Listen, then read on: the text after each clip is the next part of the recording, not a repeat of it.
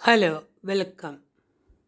Chembarathipoo gel മാർക്കറ്റുകളിൽ നിന്നൊക്കെ വാങ്ങുമ്പോൾ ഒത്തിരിയേറെ പൈസ കൊടുത്ത് നമ്മൾ ഹെയർ ജെൽ വാങ്ങാറുണ്ട്. നമ്മുടെ വീടുകളിൽ സുലഭമായി ലഭിക്കുന്ന ചെമ്പരത്തിപ്പൂ കൊണ്ട് നമുക്ക് ഈ ജെല്ലുണ്ടാക്കാവുന്നതാണ്. വളരെ ഈസിയായും കെമിക്കൽസ് ഒന്നും കൂടാതെയും. അതിനായി വേണ്ടത് ഒരു 10 ചെമ്പരത്തിപ്പൂവാണ്. അതിൻ്റെ കഴുകി വൃത്തിയാക്കി ഞാൻ അതിൻ്റെ ഇതളുകൾ മാത്രമേ എടുത്തിട്ടുള്ളൂ. കാലിക്സ് പച്ച നിറത്തിലുള്ളതൊന്നും എടുത്തിട്ടില്ല. അത് മാത്രമായി അടർത്തിയെടുക്കുക. 10 പൂവാണ് എടുത്തിരിക്കുന്നത്. ചെമ്പരത്തി ചെടിയുടെ എല്ലാ ഭാഗങ്ങളും ഉപയോഗിക്കുന്നുണ്ട്. പുരാതന കാലം മുതൽ അതിൻ്റെ വേര്, തണ്ട്, ഇല ഷാമ്പു ആയിട്ടും ഒക്കെ ഉപയോഗിക്കുന്നുണ്ട്. പൂക്കളും ഒത്തിരി കോസ്മെറ്റിക്സിലും കേക്ക് ഇൻഡസ്ട്രിയിലൊക്കെ ഉപയോഗിക്കുന്നുണ്ട്. കളറിങ് ഏജൻ്റായിട്ടും ഉപയോഗിക്കുന്നുണ്ട്. ഇവിടെ ഞാനിത് ചർമ്മകാന്തിക്കും കേശകാന്തിക്കും മെയിനായിട്ട് മുടി ഉപയോഗിക്കാൻ വേണ്ടിയും ചർമ്മത്തിന് നമ്മുടെ മുഖത്തും കൈകാലുകളൊക്കെ അപ്ലൈ ചെയ്യാൻ പറ്റുന്ന ഒരു ജെല്ലാണ് ഉണ്ടാക്കുന്നത്.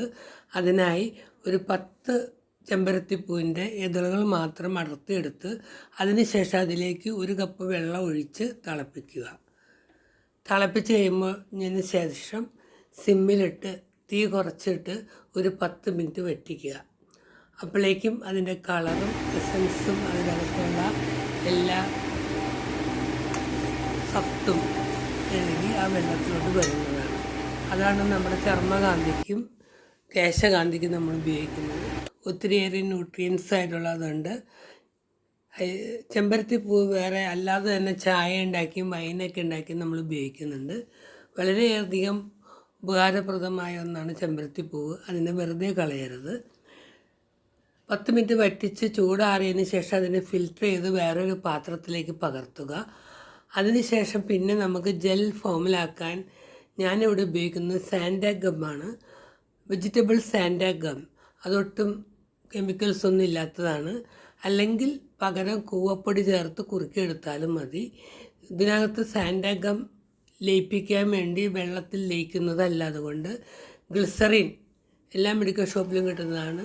1 ടീസ്പൂൺ ഗ്ലിസറിനും 1 ടീസ്പൂൺ സാൻഡാഗം കൂടി ലയിപ്പിച്ച് ആ ലയിച്ച ആ ലായനി കുറച്ചായി നമ്മുടെ ഹിബിസ്കസിൻ്റെ ആ സിറപ്പിലോട്ട് ചേർത്ത് നന്നായി ഇളക്കുക.